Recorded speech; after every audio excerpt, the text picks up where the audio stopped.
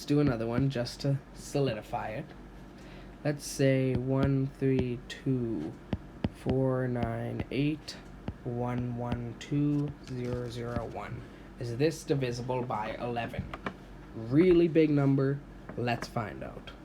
1, 3, 2, 4, 9, 8, 1, 1, 2, 0, 0, 1. And now 1 or plus, minus, plus, minus, plus, minus, plus, minus, plus, minus, plus, minus. So since these are a lot of numbers, I'm not going to just try to add them in my head because I might make a few mistakes. You know, that's going to be a minus 10.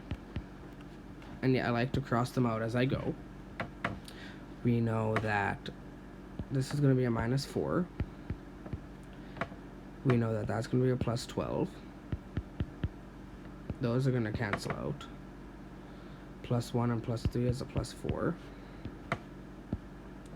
0, 0. Which equals negative 14 plus 16, which equals 2, which does not equal a multiple of 11. Therefore, this number is not divisible by 11.